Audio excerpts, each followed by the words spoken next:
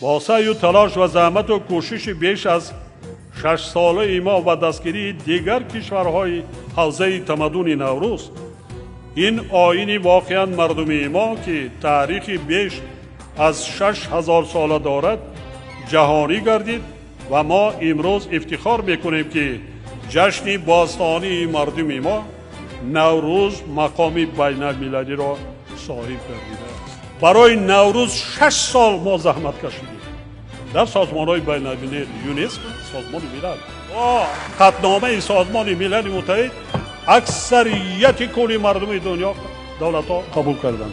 در تمام دنیا امروز با یک حرف میزنند: نوروز مبارک باشد.